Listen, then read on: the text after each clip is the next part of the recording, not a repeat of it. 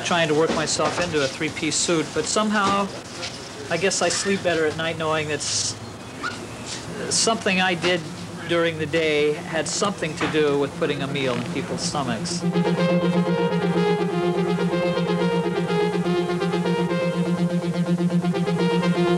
Until only a few years ago, produce that was overripe, blemished, or otherwise imperfect, like these bananas, was thrown out by grocery stores and in a sense wasted. But then came the gleaners. John Williams is a gleaner. Every day he gathers enough produce to feed about 150 people. I like the term gleaner because to me it has the biblical connotations of taking the food that was left behind after the first pickings, which happened in the store here, and that biblically the food that was left after a first picking went to the poor. I mean, this is no different than the lettuce I'd have in my house. No, it's just the head is a little smaller. They've already trimmed away whatever outer leaves that there were. What I do is go around to the grocery stores and find the food that's no longer pretty enough to sell. This might be a tomato with a blemish, an apple with a bruise, but yet with a little work with a paring knife is still healthy, is still good, and can go into a soup pot. John Williams is a professional gleaner. For 10 years now, he's gathered food for the family kitchen, a free meal program he helped start back in 1975. He's a pioneer of Northwest gleaning. What was it like, John, when you first started gleaning? Before we were able to get the Good Samaritan bill passed, the stores were locking their dumpsters or throwing bleach on them and stuff, and we were having to go into the dumpsters or be very careful what we were getting out of them.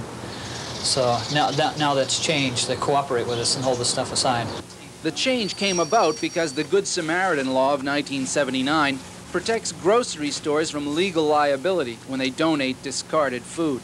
So you didn't have to go into the dumpster anymore? That's right, yeah. You started out in the dumpster? Right, I did. And now the stores are cooperating with us, so that's wonderful. Indeed, Williams has built a chain of steady suppliers. We'll start over here with produce. You gonna give me a vegetable today? We always fix you up every Friday, don't we? You do. All right, let's go. All right. There you go. All right. Step into my office. Hey.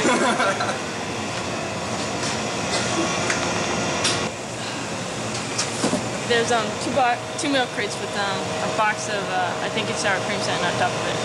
Donations are written on it. That's all I have for you. And that's back in the cooler? Yeah, it's right back there. Okay.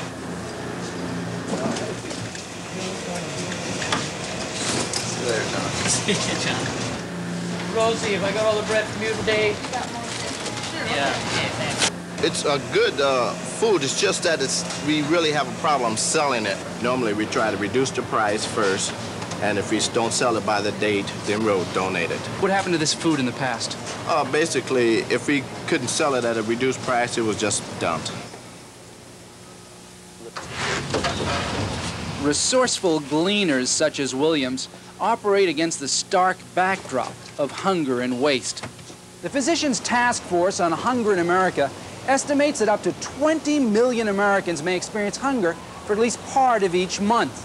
Hunger is a growing epidemic in this country. Yet according to a federal study done in the 1970s, Americans waste up to 20% of all the food produced in this country every year. Williams belongs to the Catholic Worker, a small community dedicated to creating a decentralized society that reflects the justice and charity of Christ.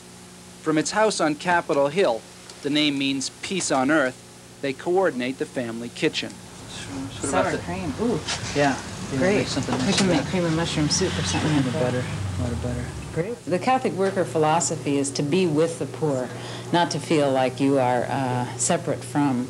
So we attempt to live somewhat a volunteer life of poverty and to do work that serves other people. We work part-time to support ourselves in the mornings, and then in the afternoon we spend most of the time working with the kitchen. John, you have 2 daughters to support. You're 36 years old. Why are you doing this? I don't want to be a yuppie. I try to reflect on what does it mean to be a Christian. Is faith something we believe, just believe, or is faith something that we live?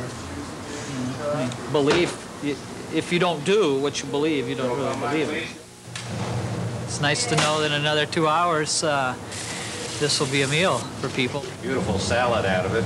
John, you did a good job picking the stuff up.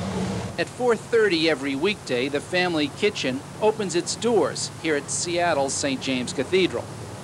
These gleanings, which would otherwise have been wasted, are now being shared with Seattle's poor and hungry. The members of the Catholic worker here at the family kitchen say that food tastes better when it's shared. And though they only have a few pennies, their paring knives, resourcefulness, and dedication will keep 150 people from experiencing hunger this evening. For Evening Edition, I'm David Boeri.